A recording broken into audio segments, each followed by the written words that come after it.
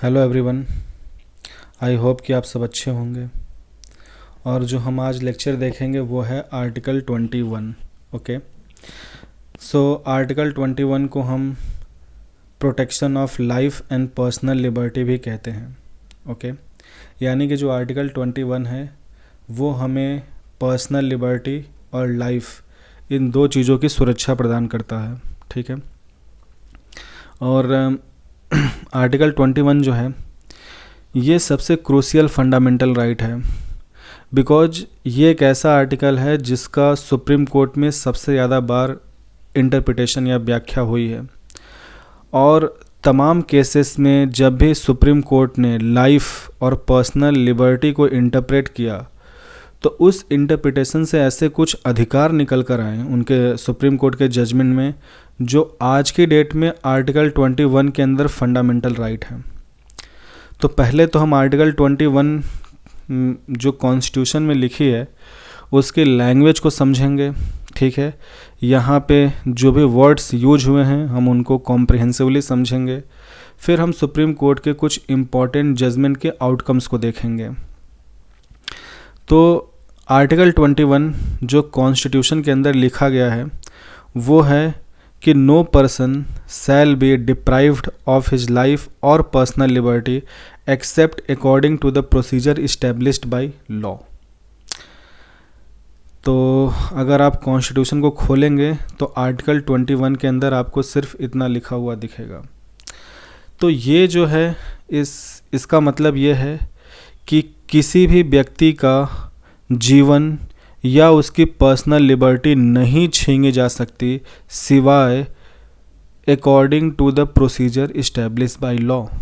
यानी कि अगर किसी व्यक्ति की, इसको दूसरे भाषा में अगर मैं बोलूं तो आप ऐसे कह सकते हैं कि अगर किसी व्यक्ति की पर्सनल लिबर्टी या जीवन छीना जा सकता है तो वो सिर्फ कानून के जो भी प्रोसीजर हैं उनको फॉलो करके ही छीना जा सकता है। ओके, अदरवाइज़ इंडिया में किसी भी व्यक्ति का पर्सनल लिबर्टी या लाइफ नहीं छीन सकता कोई भी, ना ही पुलिस, ना ही कोर्ट, ना ही कोई और इंडिविजुअल।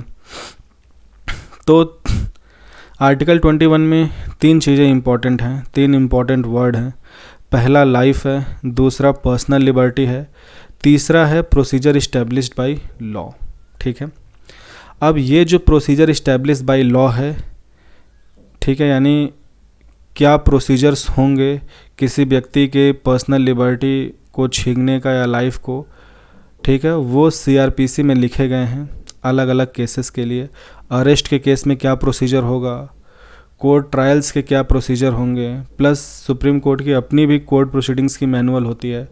ओके, तो सबसे पहले हम यहाँ पे इस बात को समझते हैं कि किसी भी व्यक्ति की पर्सनल लिबर्टी कब वायलेट होती है। ठीक है, यानी उसकी जो व्यक्तिगत स्वतंत्रता है वो कब छीनी जाती है।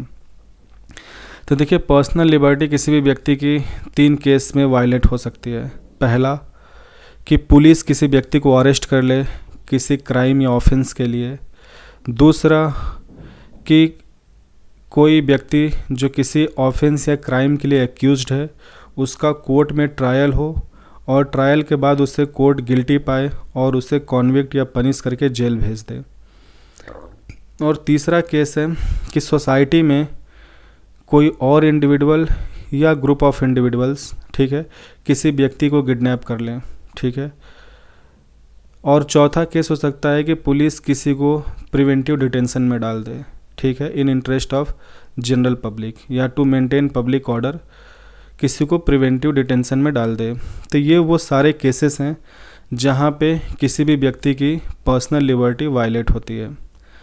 अब मैं सबसे पहला केस लेता हूँ कि अगर पुलिस किसी व्यक्ति को अरेस्ट करती है यानी उसकी पर्सनल लिबर्टी को छीनती है तो उस टाइम पे क्या procedures establish by law follow होने चाहिए। तो जो अरेस्ट के प्रोसीजर्स हैं, अगर आप सीआरपीसी में देखेंगे तो अगर कोई भी पुलिस, ठीक है, कोई पुलिस ऑफिसर या पुलिसमैन जब भी किसी व्यक्ति को अरेस्ट करती है तो उनको कुछ प्रोसीजर्स फॉलो करने पड़ते हैं। सबसे पहला कि at the time of arrest उस पुलिस ऑफिसर को ये बताना पड़ता है कि what is the ground of arrest, यानी किस आधार पे उस व्यक्ति को अरेस्ट किया जा रहा है। सेकंड, ऐसे कुछ ऑफेंसेस हैं जिनमें पुलिस बिना वारंट के अरेस्ट कर सकती है, कुछ ऑफेंसेस हैं जहाँ पे वारंट नेसेसरी है, तो ये प्रोसीजर भी फॉलो होना चाहिए। तीसरा कि पुलिस जब आपको अरेस्ट करती है तो उसे ये बताना पड़ेगा कि आपका जो ऑफेंस है वो बेलेबल है या नॉट बेलेबल है। तीसरा, पुलिस आपको जैसे ही अरेस्ट करके पुलिस स्टेशन लेके जाएगी, यानी आपकी पर्सनल लिबर्टी छीन ली गई, तो पुलिस को बताना पड़ेगा आपके किसी नियर एंड डियर वन को कि आपको अरेस्ट करके इस पर्टिकुलर पुलिस स्टेशन में रखा गया है। चौथा, पुलिस की ये रिस्पॉन्सिबिलिटी है कि आपको ये बताएं कि you have right to have a lawyer, आपको अपना लॉयर करने का अधिकार है, ठीक है, फॉर योर लीगल रिप्रेजेंटेशन। पाँचवा, पुलिस आपको ये भी बताए you have right to protect yourself from self incrimination, यानी आप खुद के प्रति, मतलब अगर आप एक्यूज्ड हैं तो अपने प्रति विटनेस नहीं बन सकते। मैंने आर्टिकल 20 में आपको पढ़ाया है, यानी कि आपको you have right to remain silent in police custody. And the last and the most important one, अगर पुलिस ने या इन किसी भी ऑफिसर ने आपको अरेस्ट किया है तो with in 24 hour of arrest होने के 24 घंटे के अंदर आपको किसी जुडिशियल मजिस्ट्रेट के सामने उसे रिप्रेजेंट करना पड़ेगा, यानी कि विद इन 24 आवर आपको किसी कोर्ट में प्रेजेंट होना पड़ेगा। और ये जिम्मेदारी पुलिस ऑफिसर की है या उस पुलिसमैन की है या उस स्टेशन की है जहाँ पे आप अरेस्टेड हैं। अगर 24 घंटे के अंदर अगर पुलिस आपको 24 घंटे के अंदर जुडिशियल मजिस्ट्रेट के सामने नहीं प्रेजेंट कर पाते, इन दैट केस उन्हें आपको छोड़ना पड़ेगा, बिकॉज पुलिस कस्टडी में विदाउट लीगल रिप्रेजेंटेशन या बिना जुडिशियल मजिस्ट्रेट के सामने ले जाए पुलिस 24 घंटे से ज़्यादा किसी व्यक्ति को डिटेन नहीं कर सकती। तो अगर ये सारे प्रोसीजर्स हैं, ठीक है, जो पुलिस अरेस्ट के दौरान फॉलो होने चाहिए, अगर किसी पुलिस ऑफिसर ने ये प्रोसीजर्स नहीं फॉलो किए तो वो पर्टिकुलर अरेस्ट जो है आर्बिट्ररी अरेस्ट माना जाएगा, ठीक है। और in case of arbitrary arrest court में अगर ये आर्बिट्ररी अरेस्ट साबित हुआ तो कोर्ट आपको छोड़ देगी, ठीक है। और जिस कंसर्न ऑफिसर ने ये आर्बिट्ररी अरेस्ट किया है, ठीक है, उसके ऊपर कोर्ट या तो उसे मतलब वार्निंग मिल सकती है या उसके ऊपर उसने चूँकि आर्बिट्ररी अरेस्ट किया यानी उसने खुद अब ऑफेंस कमिट कर दिया है तो उसके ऊपर चार्जेस प्रेस होंगे और अकॉर्डिंगली जो बाय लॉ होना है वो होगा। ये तो केस नंबर 1 हो गया। केस नंबर 2 देखते हैं। अगर पुलिस आपको प्रिवेंटिव डिटेंशन में रखती है, अगर पुलिस को लगता है कि आपकी वजह से कोई पब्लिक न्यूसेंस या पब्लिक ऑर्डर डिस्टर्ब हो सकता है, तो इन दैट सिचुएशन, ठीक है, इन इंटरेस्ट ऑफ जनरल पब्लिक या पब्लिक ऑर्डर ख़राब ना हो, उसके लिए अगर पुलिस आपको प्रिवेंटिव डिटेंशन में रखती है तो उसके भी कुछ गाइडलाइंस हैं, प्रोसीजर्स हैं और वो सारे फॉलो होने चाहिए। और आर्बिट्ररी अरेस्ट और प्रिवेंटिव डिटेंशन, इन दोनों ही केस में जो सुरक्षा प्रदान है किसी भी व्यक्ति को इंडिया में, वो आर्टिकल 22 में है। तो इसके बाद जो मैं आर्टिकल पढ़ाऊँगा उसमें आपको कॉम्प्रिहेंसिवली मैं ये बताऊँगा कि आर्बिट्ररी अरेस्ट में क्या प्रोटेक्शन है या आपको अरेस्ट के टाइम पे क्या प्रोटेक्शन है और प्रिवेंटिव डिटेंशन के क्या प्रोसीजर्स एंड गाइडलाइंस हैं। तो ये तो एक बात हो गई। दूसरी बात, आपकी पर्सनल लिबर्टी लेने का अधिकार जो है वो कोर्ट के पास है। कोर्ट में भी आपकी जो पर्सनल लिबर्टी छीनी जाएगी वो भी प्रोसीजर बाय लॉ, यानी जो लॉ में प्रोसीजर इस्टेब्लिश्ड है, यानी सीआरपीसी में जो प्रोसीजर्स लिखे हैं और जो कोर्ट प्रोसीडिंग्स की अपनी जो मैनुअल होती है उसके अकॉर्डिंग ही आपकी पर्सनल लिबर्टी छीनी जा सकती है। फॉर एग्ज़ाम्पल, अगर आप किसी पर्टिकुलर एक्ट के लिए, अगर आपने कोई एक्ट ऑफ क्राइम किया है या कोई ऑफेंस कमिट किया है और आप एक्यूज्ड हैं, तो पुलिस आपको अगर विद इन 24 आवर कोर्ट में प्रेजेंट करती है। तो अब जो प्रोसीजर्स हैं ये कोर्ट में फॉलो होने चाहिए। सबसे पहला, जो ऑनरेबल जज हैं वो आपसे पूछेंगे डू यू प्लीड गिल्टी। अगर आप कहते हैं मिलॉर्ड नॉट गिल्टी, तो फिर कोर्ट ट्रायल होगा। जो प्रोसिक्यूटर है, जो पब्लिक प्रोसिक्यूटर है, वो अपने एविडेंस और विटनेस प्रेजेंट करेगा ताकि ये प्रूफ कर सके कि ऑफेंस आप ही ने कमिट किया है, यानी वो आपको गिल्टी प्रूफ करने का प्रयास करेगा बियॉन्ड डाउट्स ऑफ कोर्ट। और जो आपका डिफेंस लॉयर है, जो आपका लॉयर है या डिफेंस लॉयर, वो अपने एविडेंस और विटनेस प्रेजेंट करेगा, क्रॉस एग्जामिनेशन करेगा और आपको बचाने का काम करेगा। ओके, इन सारे चीज़ों के बाद अगर कोर्ट को ये लगता है कि ठीक है आपके ख़िलाफ़ जो एविडेंस प्रेजेंट किए गए वो सब्सटेंशियल इन नेचर हैं and it proof that you committed the crime, तो कोर्ट आपको पनिशमेंट या कन्विक्शन देगा। तो जो आपको जेल की सज़ा सुनाई जाएगी वो आपकी पर्सनल लिबर्टी को छीन लेगा। यानी कोर्ट ने आपकी पर्सनल लिबर्टी छीन ली जब उसने आपको जेल भेजने का फ़ैसला किया। ओके, लेकिन ये जो फ़ैसला था ये लॉ के प्रोसीजर्स को फॉलो करके हुआ है। तो चाहे पुलिस अरेस्ट हो वो प्रोसीजर फॉलो होना चाहिए, चाहे आपका प्रिवेंटिव डिटेंशन हो प्रोसीजर फॉलो होना चाहिए, और अगर कोर्ट आपकी पर्सनल लिबर्टी छीनता है तो भी प्रोसीजर फॉलो होना चाहिए।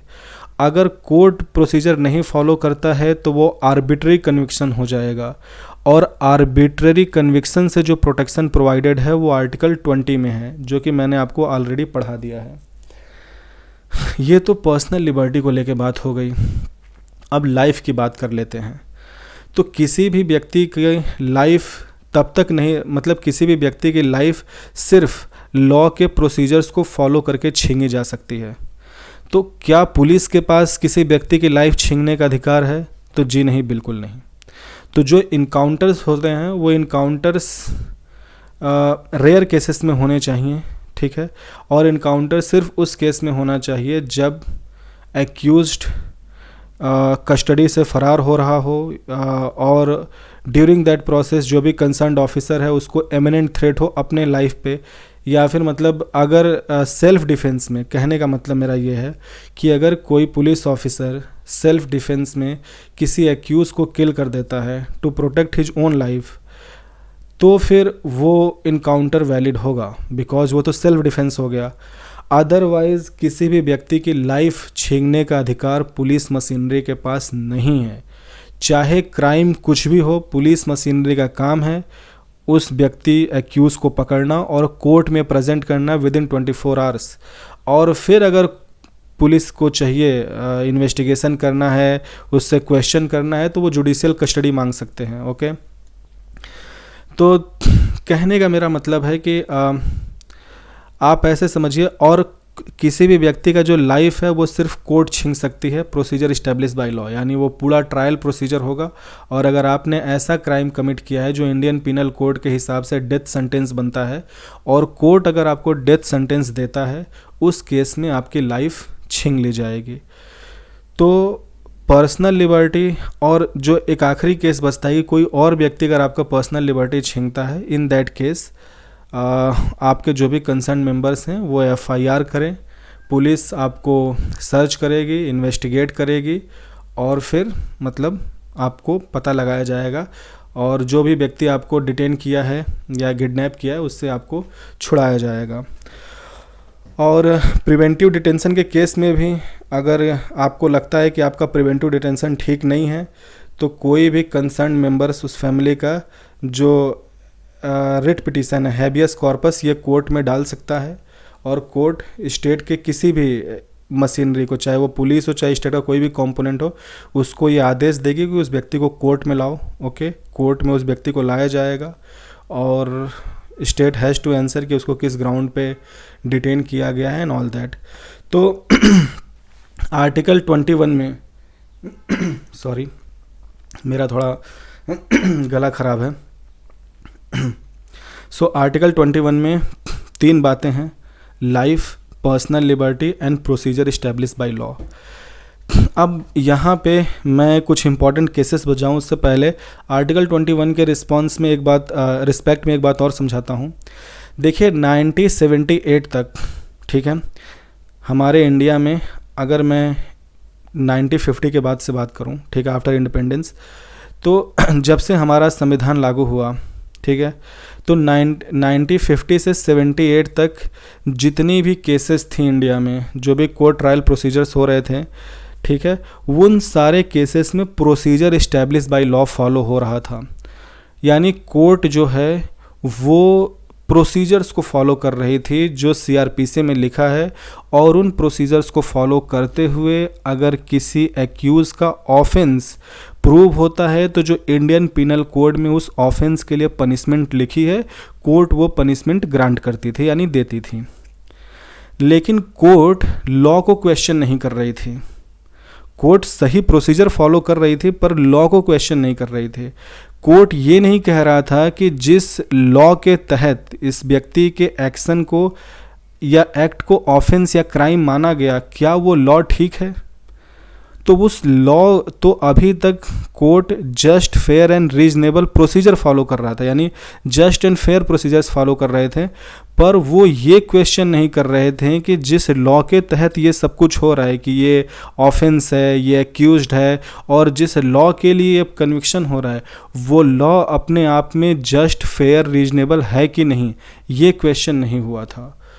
तो 1978 में जो Maneka Gandhi versus union of India का केस है, वहाँ पे जो सुप्रीम कोर्ट के जजमेंट का आउटकम था वो ये था कि कोर्ट जब भी कोई भी केस को हियर करेगी तो अब से कोर्ट दो बातों का ध्यान देगी। पहला, प्रोसीजर इस्टेब्लिश बाय लॉ तो फॉलो होना ही चाहिए, प्लस लॉ जो है वो भी जस्ट एंड फेयर होना चाहिए, यानी कि ड्यू प्रोसेस ऑफ लॉ का कॉन्सेप्ट भी ऐड हो गया।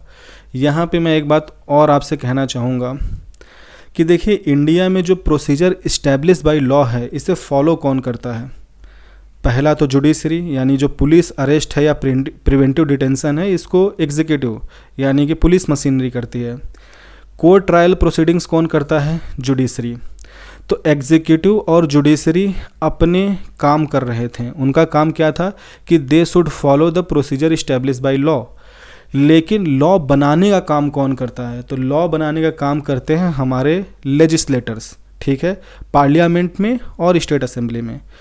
तो हमारे लेजिस्लेटर्स वो कोई भगवान तो है नहीं, तो हमारे लेजिस्लेटर्स अगर कोई लॉ बनाते हैं और वो लॉ ठीक नहीं है, तो वो लॉ मतलब ऐसा नहीं है कि उस लॉ को कोर्ट को ब्लाइंडली फॉलो करना है, only by following the procedures. अगर उन लॉ के तहत कोई केस आता है, मान लीजिए पार्लियामेंट ने कोई लॉ बना दिया और उसके तहत कोई केस इन फ्यूचर कोर्ट में आता है एज ए ऑफेंस, तो while hearing court will use his conscience. जो ऑनरेबल जज हैं वो अपनी कॉन्शियंस यूज करके ये देखेंगे कि ये जो लॉ है ये जस्ट एंड फेयर होना चाहिए। अगर वो लॉ जस्ट एंड फेयर नहीं है तो उस लॉ को ही नल एंड वाइड डिक्लेयर कर दो, क्योंकि वो लॉ ही ठीक नहीं है, तो प्रोसीजर का बात ही नहीं आता है। तो प्रोसीजर फॉलो होना चाहिए उस पर जब लॉ ठीक हो। तो 1978 के बाद से इंडिया के कोर्ट्स ने जो अपनी जो प्रोसीडिंग्स हैं उनमें अब ये बात इनकॉर्पोरेट कर ली कि किसी भी व्यक्ति की लाइफ और पर्सनल लिबर्टी छीनी जाएगी by procedure establish by law and by due process of law.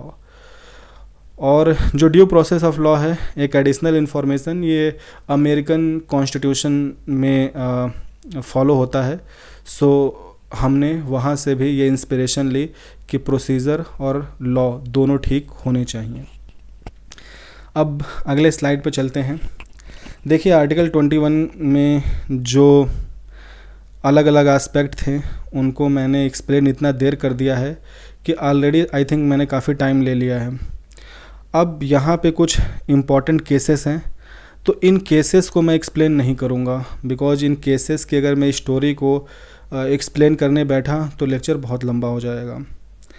तो ये कुछ इम्पॉर्टेंट केसेस हैं, मैं इनके आउटकम्स को बताऊंगा, बिकॉज ये कुछ इम्पॉर्टेंट केसेस हैं जहाँ पे सुप्रीम कोर्ट के सामने लाइफ और पर्सनल लिबर्टी की इंटरप्रिटेशन को चैलेंज किया गया। यानी इन केसेस में सुप्रीम कोर्ट से बोला गया कि मिलॉर्ड, इस केस में लाइफ और पर्सनल लिबर्टी का जो सिचुएशन है वो ये है, और सुप्रीम कोर्ट ने उन केसेस को हियर करने के बाद जो लाइफ और पर्सनल लिबर्टी है इसकी जो व्याख्या की, उस व्याख्या से कुछ अधिकार निकल कर आए उनके जजमेंट में, और वो सारे राइट्स आज की डेट में आर्टिकल 21 के अंदर फंडामेंटल राइट्स हैं। तो जो पहला मोस्ट इम्पॉर्टेंट केस है वो है फ्रांसिस कुराली मुलिन केस। तो फ्रांसिस कुराली मुलिन केस में सुप्रीम कोर्ट ने अपने जजमेंट में कहा कि आर्टिकल 21 में जो वर्ड लाइफ है, it is not merely breathing. ये सिर्फ ऐसा नहीं कि अगर किसी व्यक्ति की हम लाइफ की बात कर रहे हैं तो सिर्फ वो व्यक्ति सांस ले रहा है, वो ज़िंदा है। No, this is not life. Life का मतलब है कि कोई व्यक्ति अपनी ज़िंदगी को अपने चॉइस और सम्मान के साथ जी रहा हो।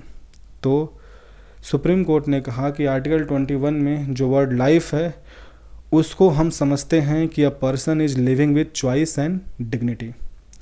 उसके बाद जो दूसरा केस था वो था Olga Tellis versus BMC case 1985। Okay, इसको पेमेंट ड्वेलर्स केस भी कहते हैं। पेमेंट का मतलब होता है जो रोड किनारे फुटपाथ होती है चलने के लिए, तो बॉम्बे में उन फुटपाथ पे वहाँ पे लोग अपने शॉप्स और अपने रहने के लिए जो झोपड़पट्टी लगाते थे, ठीक है, तो उनको वहाँ की बीएमसी ने हटा दिया। तो वो सुप्रीम कोर्ट में चले गए, ठीक है, उनको रिप्रेजेंट किया गया ओलिगा टेलिस वर्सेस बीएमसी केस 1985 में। और इस केस में मांग ये की गई थी कि मिलॉर्ड, जो पेमेंट ड्वेलर्स हैं इनको आर्टिकल 21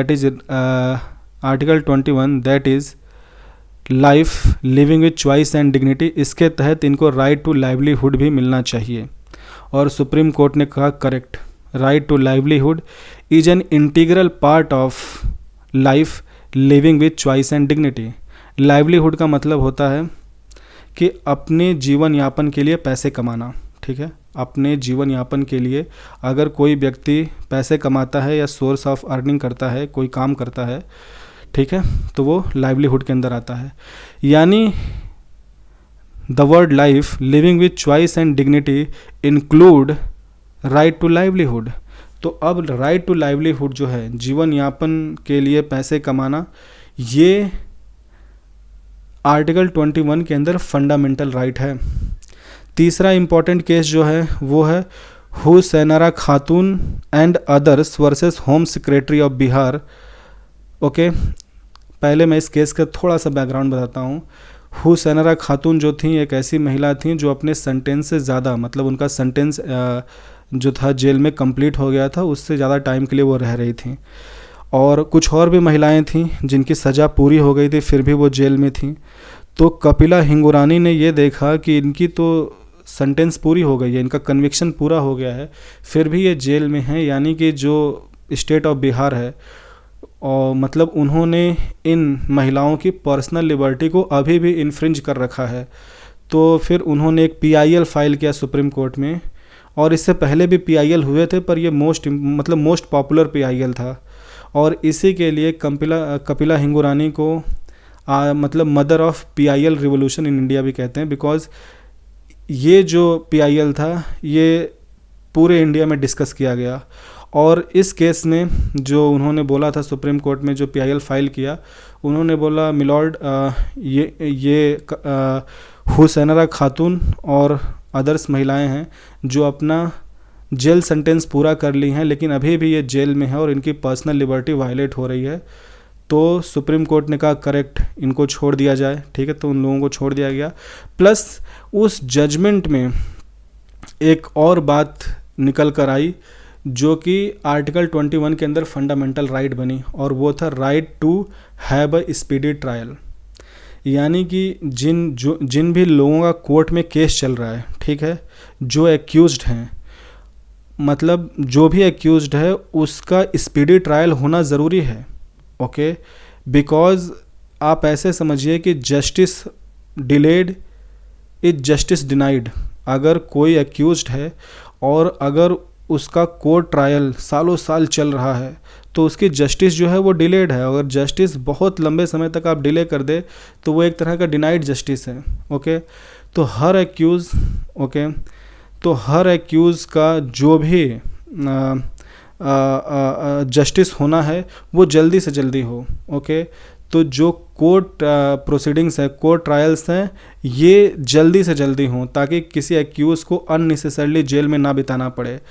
तो right to have a speedy trial, okay, ये जो है इम्पॉर्टेंट, ओके। तो अगर किसी का कोई एक्यूज है जिसका ट्रायल बहुत समय तक खिंच रहा है तो उसका आर्टिकल 21 का वायलेशन हो रहा है, बिकॉज यहाँ पे लाइफ लिविंग विद चॉइस। आप समझिए, कोई व्यक्ति अगर 6 साल से किसी क्राइम के लिए एक्यूज्ड है तो क्या वो अपनी ज़िंदगी अपने चॉइस और डिग्निटी से जी रहा है? उसमें तो डिग्निटी ही नहीं है, बिकॉज पिछले 6 सालों से वो एक्यूज़ है। अगर कोई व्यक्ति in the I of law एक एक्यूज्ड है, ठीक है, तो वो कैसे डिग्निटी से जी सकता है? तो right to have a speedy trial is a crucial या integral thing in life, okay, that is living with choice and dignity. तो एक जीवन सम्मान से जीने के लिए ज़रूरी है कि एक एक्यूज को जस्टिस मिलना चाहिए, और उसके लिए उसका ट्रायल जितना जल्द से जल्द हो सके आप फिनिश करो। चौथा इंपॉर्टेंट केस था सफ़ीन जहान वर्सेस अशोकन केएम केस। इसको पॉपुलरली हादिया केस भी कहते हैं। मैं थोड़ा सा बैकग्राउंड बता देता हूँ आपको। देखिए, अखिला अशोकन एक लड़की थी and she was 25 year old जब उन्होंने सफ़ीन जहान से शादी कर ली, ठीक है। और ये शादी करने से पहले अखिला अशोकन ने अपना रिलीजन, वो हिंदू थी, उन्होंने हिंदू से इस्लाम को एक्सेप्ट किया। तो जो उनके फादर थे अशोकन केएम, इन्होंने केरला हाई कोर्ट में ये केस फाइल कर दिया कि मिलॉर्ड, मेरी जो बेटी हैं इनके साथ लव जिहाद हुआ है और ये अपना रिलीजन बिना पेरेंट के कंसेंट के नहीं बदल सकती, और मैरिज हो गया या रिलीजन चेंज करना ये बहुत सीरियस इश्यूज़ हैं और इसमें पेरेंट का कंसेंट इम्पॉर्टेंट है। और इनको भड़काया गया है, इनके साथ लव जिहाद किया है सफ़ीन जहान ने। बाद में जब ये केस सुप्रीम कोर्ट में जाता है तो सुप्रीम कोर्ट, देखिए मैं अब केस के अंदर नहीं जाऊंगा, मैं अब सीधे वर्डिक्ट पे आ रहा हूँ। सुप्रीम कोर्ट ने इंटरप्रेट किया कि जो अखिला अशोकन हैं, ठीक है, जो कि अब हादिया हैं, जब अखिला अशोकन ने इस्लाम को एक्सेप्ट किया तो उन्होंने अपना अखिला अशोकन से नाम हादिया रख लिया। तो जो हादिया हैं ये एक 25 ईयर ओल्ड लड़की थी जब उन्होंने ये रिलीजन को चेंज करना और जो शादी उन्होंने किया तो सी वॉज एडल्ट, और एज ए एडल्ट उनके पास ये राइट है under article 21, that is living with choice and dignity. उनके पास ये अधिकार है कि वो अपना राइट टू मैरी, अपना शादी चुन सकती हैं। उनको जिससे शादी करना है ये उनकी चॉइस के अंदर आता है, एंड आर्टिकल 21 उनको ये चॉइस देता है कि वो अपने जीवन के लिए जिससे शादी करना चाहें कर सकती हैं। साथ ही साथ चॉइस ये भी देता है कि आपको जो भी रिलीजन फेथ रखना है आप रख सकते हैं। तो अखिला अशोकन यानी हादिया ने राइट टू मैरी अपने चॉइस से किया, राइट टू फेथ उनका चॉइस है, और आर्टिकल 21 में जो लाइफ वर्ड है that is living with choice and dignity, उसके हिसाब से इट इज़ परफेक्टली फाइन। अब इस जजमेंट में right to marry and right to faith ये फंडामेंटल राइट बन गया, यानी अब देश के अंदर कोई भी व्यक्ति किसी से भी शादी कर सकता है अगर वो एडल्ट हैं, उनका ये राइट है, और कोई भी व्यक्ति कोई भी रिलीजन चुन सकता है, ये उनका राइट टू फेथ है, and these are fundamental rights under article 21। जो इसके अलावा जो अनदर इम्पॉर्टेंट केस है वो है justice KS. Puttaswamy versus union of India case 2017। ये बहुत ही रिसेंट केस है।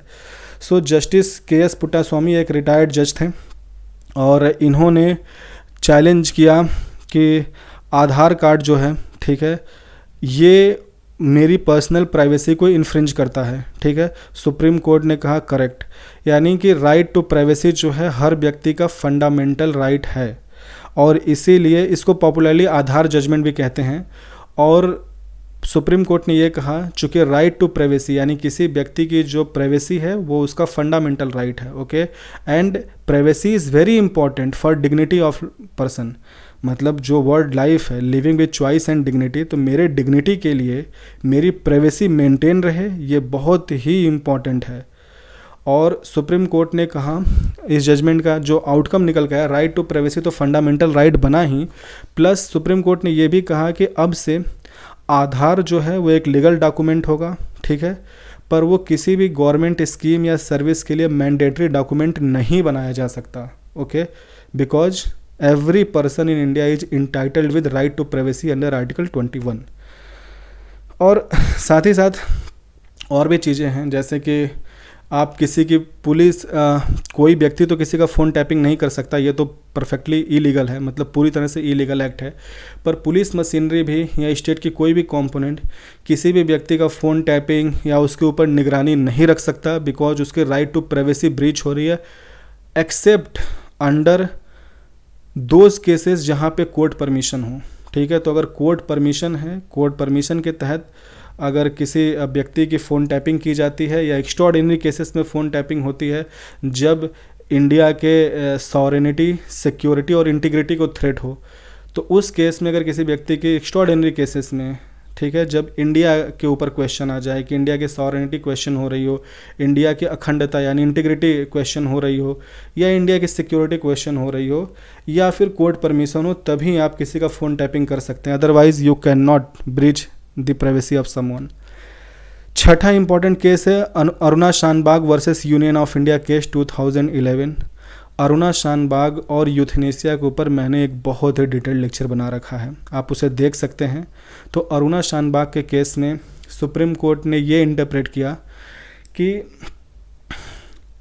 राइट टू लाइफ जो है, अच्छा यहाँ पे मैं बताऊँ, अरुणा शानबाग केस से पहले एक केस था गियान Kaur versus state of Punjab. उस केस में सुप्रीम कोर्ट ने ये जजमेंट दिया था कि जो आर्टिकल 21 है जिसमें राइट टू लाइफ गिवन है, living with choice and dignity, it does not cover right to die, यानी राइट टू लाइफ आपको राइट टू डाई का अधिकार नहीं देता है। आपको राइट टू लाइफ में अपने चॉइस के हिसाब से और सम्मान से जीने का हक है, पर इस चॉइस में राइट टू डाई नहीं आता है, बिकॉज मरने का अधिकार के बारे में फंडामेंटल राइट यानी डाई को लेकर आर्टिकल 21 डील ही नहीं करता। आर्टिकल 21 में सारा एस्पेक्ट जीवन को लेकर है और जीवन से जुड़े एस्पेक्ट पे सिर्फ आपको अधिकार है, जीवन को त्यागने का अधिकार नहीं है। इसीलिए अरुणा शानबाग केस में एक्टिव यूथनेसिया को सुप्रीम कोर्ट ने बोला कि ये नहीं दी जा सकती किसी भी सर्कमस्टांसेस में, पर पैसिव यूथनेसिया दी जा सकती है इन एक्स्ट्राऑर्डिनरी केसेस, लाइक अगर कोई व्यक्ति टर्मिनली इल है, यानी अब वो ऐसी बीमारी से लड़ रहा है जो वो ठीक ही नहीं हो सकता, या कोई व्यक्ति परमानेंट वेजिटेटिव स्टेट में है, उस वक्त जो लाइफ सपोर्ट सिस्टम है जो उसे ज़िंदा रखे है, अगर आप रिमूव कर दें तो व्यक्ति पेनलेस तरीके से अपने डेथ को पा जाएगा और उसको उस पेन से रिलीफ मिल जाएगी। फाइनली 2018 में सुप्रीम कोर्ट ने पैसिव यूथनेसिया को लीगल कर दिया, और पैसिव यूथनेसिया के लिए जो गाइडलाइंस थे लिविंग विल या एडवांस डायरेक्टिव मैंने एक्सप्लेन किया है, और अगर किसी व्यक्ति का लिविंग विल या एडवांस डायरेक्टिव नहीं है तो उस केस में क्या प्रोसीजर होगा। आप प्लीज़ अरुणा शानबाग और यूथनेसिया वाला लेक्चर देखिए, मैंने बहुत कॉम्प्रिहेंसिवली डिटेल में कवर किया है वहाँ पे। Maneka Gandhi versus union of India case 1978, इसको पॉपुलरली हम पासपोर्ट केस भी कहते हैं, ठीक है। तो मैंने आपको पहले ही बता दिया, यहाँ पे मैं टाइम वेस्ट नहीं करूँगा, कि Maneka Gandhi versus union of India वाले केस में कोर्ट ने लॉ के ऊपर क्वेश्चन किया कि लॉ जस्ट फेयर रीजनेबल है कि नहीं।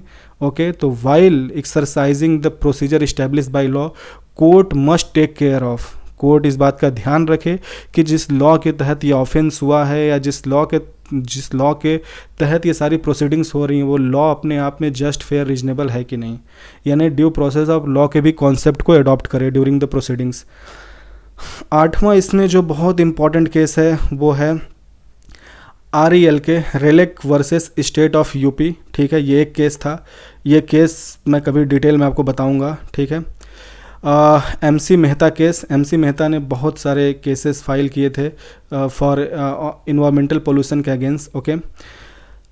T दामोदर राव केस, तो RLEK versus state of UP और MC मेहता केस और T दामोदर राव केस, इन सभी केसेस की हियरिंग के बाद सुप्रीम कोर्ट ने फाइनली ये जजमेंट दिया कि right to live in a healthy और pollution free environment is a fundamental right. तो आर्टिकल 21 के तहत जो राइट टू लाइफ है उसमें हेल्दी इन्वायरमेंट या पोल्यूशन फ्री इन्वायरमेंट में रहना एक व्यक्ति का फंडामेंटल राइट है। इसका मतलब ये है, अब इसकी इंटरप्रिटेशन को समझिए। इसका मतलब ये है कि अगर कोई व्यक्ति कहीं रह रहा है, ठीक है, और उसके आसपास कोई ऐसा कोई इंडस्ट्रियल प्लांट है जो पोल्यूशन क्रिएट कर रहा है, या कोई सीवेज प्लांट है जो वहाँ पे पोल्यूशन कर रही है, तो उस व्यक्ति का फंडामेंटल राइट वायलेट हो रहा है। यानी कि रेजिडेंशियल इलाके में कोई भी पॉल्यूटिंग इंडस्ट्री नहीं हो सकती, कोई भी पॉल्यूटिंग है तो उसे हटाना पड़ेगा, बिकॉज वो उस व्यक्ति के फंडामेंटल राइट को वायलेट कर रहा है। और दूसरा, अगर मान लीजिए कोई सीवेज है जो ओपन है और उससे बहुत फाउल स्मेल आ रही है और आसपास के लोग नहीं रह पा रहे हैं, उसकी स्मेल से परेशान हैं, तो वो पुलिस को बोलें, वो कोर्ट में अपील करें कि मिलॉर्ड ये जो नाला है ये मुझे जीने नहीं दे रहा है, इसकी स्मेल मेरी हेल्थ को और मेरे जीवन को एकदम ख़राब करके रख दी है, बिकॉज मुझे पोल्यूशन फ्री इन्वायरमेंट में या हेल्दी इन्वायरमेंट में रहना मेरा फंडामेंटल राइट है। और बिल्कुल कोर्ट पेनलाइज करेगी म्यूनिसिपल कॉरपोरेशन को या उस एग्जीक्यूटिव को जो कंसर्न एग्जीक्यूटिव होगा म्यूनिसिपैलिटी ऑफिस का, और फिर वो नाला साफ़ कराया जाएगा, उसे कवर किया जाएगा। तो आप इस बात का ध्यान रखें कि अगर आपके आसपास कोई भी पॉल्यूटिंग चीज़ है जो आपके लाइफ में आपको जीने में परेशान करती है, तो वो आपके फंडामेंटल राइट को वायलेट कर रही है। तो प्लीज़ आप टेक केयर करें कि ऐसी सारी चीज़ें आपके आसपास ठीक हो जाएं। यहाँ पे एक बात मैं और ऐड करना चाहूँगा, right to live in healthy और पीसफुल, और right to live in healthy environment या पोल्यूशन फ्री इन्वायरमेंट। अगर मैं right to live in healthy environment की बात करूं, तो इसमें यह भी बात कवर होती है कि आप रात जो भी मैरिज सेलिब्रेशंस, पार्टी सेलिब्रेशंस होते हैं, ठीक है, देश के अंदर कहीं भी, रात के 10 बजे के बाद वो लाउड म्यूजिक या फिर वो शोर नहीं मचा सकते हैं, बिकॉज़ हर व्यक्ति एक साउंड स्लीप, एक अच्छी नींद में सो सके, ये उसके right to life, living with choice and dignity का क्रूशियल पार्ट है। तो हेल्दी इन्वायरमेंट के जो एस्पेक्ट वो बहुत ब्रॉड है, आप समझिए। यानी 10 बजे के बाद अगर कोई डीजे बजाता है या शोर मचाता है तो आप पुलिस को फ़ोन कर दीजिए, ओके, ये ऑफेंस है। आप 10 बजे के बाद शोरगुल या फिर आप डीजे या सेलिब्रेशन में हल्ला नहीं मचा सकते हैं, यह ऑफेंस है, बिकॉज आपकी सेलिब्रेशन, आपका शोरगुल, आपके नेबरिंग में जो पर्सन्स हैं उनकी right to live in healthy environment जो है वो वायलेट हो रही है। Finally LGBT right, okay, lesbian, gay, bisexual, transgender, okay. LGBT right मतलब जो भी ये मतलब सेक्स, मतलब जो लेस्बियन, गे, बाईसेक्सुअल, ट्रांसजेंडर लोग थे, इनका जो सेक्सुअल ओरिएंटेशन है, सुप्रीम कोर्ट ने इनके सेक्सुअल ओरिएंटेशन को एक्सेप्ट किया। सुप्रीम कोर्ट ने कहा कि right to life living with choice and dignity, ये जो चॉइस और डिग्निटी है, इसके तहत ये हर व्यक्ति को अधिकार है कि वो अपने सेक्सुअल ओरिएंटेशन के हिसाब से जी सकता है।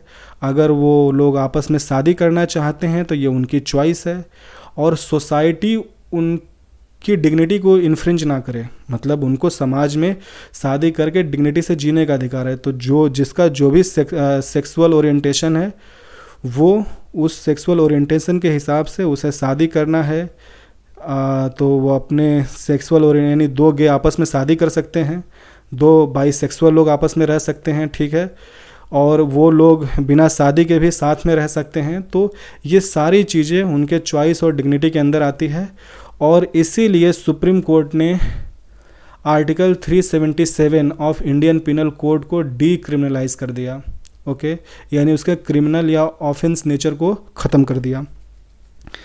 सो ये कुछ इम्पॉर्टेंट जजमेंट्स थे। तो आज की डेट में जो आर्टिकल 21 है उसमें राइट टू लाइवलीहुड एक फंडामेंटल राइट है, right to have a speedy trial ये भी फंडामेंटल राइट है, right to marry fundamental right है, right to faith fundamental right है, right to privacy fundamental right है, passive euthanasia in permanent vegetative state and other cases वो एक legal right है, ठीक है। पैसिव यूथेनेसिया फंडामेंटल राइट नहीं है, ये एक लीगल राइट है, ओके। और बिकॉज कि ये एक लीगल राइट इसलिए है बिकॉज इसमें ना कोर्ट ने बहुत सारे रिस्ट्रिक्शंस लगा रखे हैं। ओके, इसमें बहुत सारे रिस्ट्रिक्शंस हैं बिकॉज़ अगर किसी व्यक्ति का लिविंग विल या एडवांस डायरेक्टिव है भी, तो वो अगर आप लेकर जाएंगे डिस्ट्रिक्ट मजिस्ट्रेट के पास, तो अगर वो 3 डॉक्टर्स की मेडिकल टीम अपॉइंट करते हैं जो कि इस बात को कंफर्म करें कि हाँ पेशेंट टर्मिनली इल है या परमानेंट वेजिटेटिव स्टेट में है, देन फिर जुडिशियल मजिस्ट्रेट से अप्रूवल चाहिए। ठीक है, तो वो जो टर्म्स एंड कंडीशंस हैं, ओके, ये उसे फंडामेंटल राइट नहीं बनाते बिकॉज ये बड़ा ही एक्स्ट्राऑर्डिनरी केसेस में दी जाती है। So it's a legal right. Due process of law came out of interpretation of article 21। यहाँ मैंने पैसिव यूथेनेसिया केस इसलिए लिया बिकॉज यूथेनेसिया जो है, इच्छा मृत्यु या राइट टू डाई, ये आर्टिकल 21 के केस में इंटरप्रेट किया गया। ओके, तो राइट टू डाई कवर नहीं होता आर्टिकल 21 में। आर्टिकल 21 में सिर्फ पैसिव यूथेनेसिया कवर होती है। ओके, वो भी सुप्रीम कोर्ट के 2018 के जजमेंट ने इसे लीगल कर दिया। बाकी right to live in healthy और pollution free environment is a fundamental right and article 377 of IPC it become decriminalized. Finally जो आखिरी चीज़ है, देखिए आर्टिकल 21 के बाद मतलब ओके मैं बताता हूँ।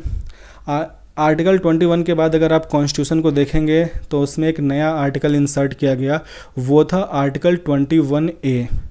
और आर्टिकल 21A को इंसर्ट किया गया था 86th कॉन्स्टिट्यूशनल अमेंडमेंट एक्ट 2002 के तहत। अब आर्टिकल 21A क्या कहता है? ये आर्टिकल को हम राइट टू एजुकेशन भी कहते हैं। ठीक है, तो ये आर्टिकल कहता है the state shall provide free and compulsory education to all children of the age of 6 to 14 years in such a manner as state may by law determine. यानी कि state shall provide free and compulsory, यानी कि state को हर बच्चे को जो 6 से 14 साल के बीच में है उसको स्टेट को फ्री एंड कंपल्सरी एजुकेशन देना होगा। अब ये 6 से 14 साल के बच्चों को free and compulsory education state कैसे देती है वो अपने हिसाब से कानून बना के निर्धारित कर सकती है, पर 6 से 14 साल के हर बच्चे को एजुकेशन का अधिकार है, ये उसकी फंडामेंटल राइट है।